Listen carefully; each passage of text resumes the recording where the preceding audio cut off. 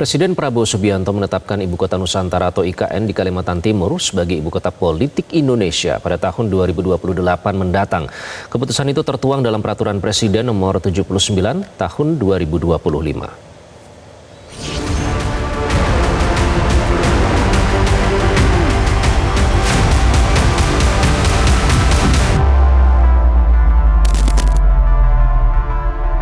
Setelah 11 bulan memerintah, Presiden Prabowo Subianto akhirnya memberikan kejelasan mengenai masa depan Ibu Kota Nusantara.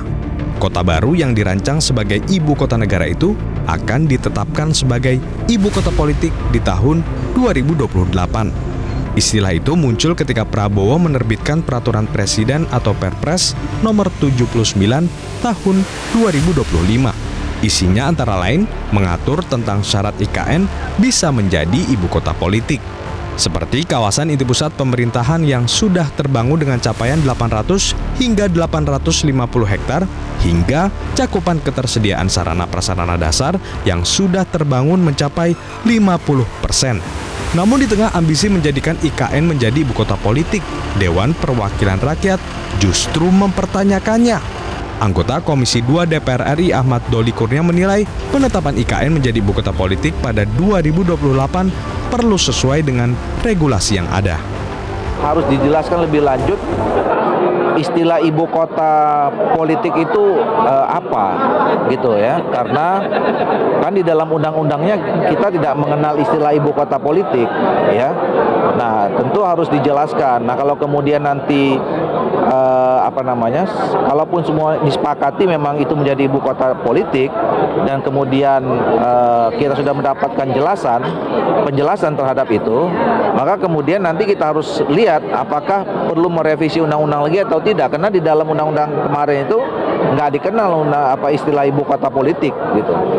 Nah yang kedua kan targetnya 2028. Nah 2028 itu kan tinggal sebentar lagi sebetulnya.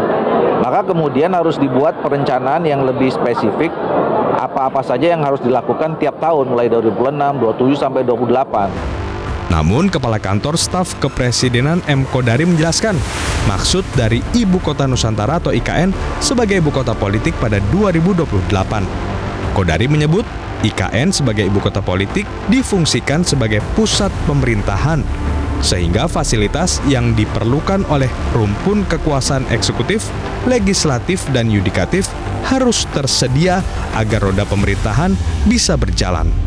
Mau difungsikan sebagai pusat pemerintahan, sebagai ibu kota, maka 3 lembaga yang merupakan pilar ya, kenegaraan, apa aja tuh? Eksekutif, legislatif, dan yudikatif itu sudah harus ada fasilitasnya. Nah, kalau baru ada eksekutif, baru ada istana negara, tapi legislatif alias DPR-nya nggak ada, nanti ngomong sama siapa? Rapat sama siapa? Kira-kira begitu. Nah, ini sudah ditetapkan oleh Pak Prabowo bahwa per 2028, betul ya? Ketiga lembaga itu sudah harus ada fasilitasnya. Sehingga kalau mau sidang, sudah terpenuhi.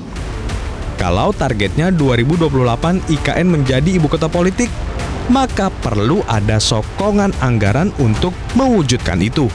Sebab kebutuhan anggaran untuk membangun gedung DPR, MPR, DPD, Mahkamah Agung hingga BPK tidaklah sedikit.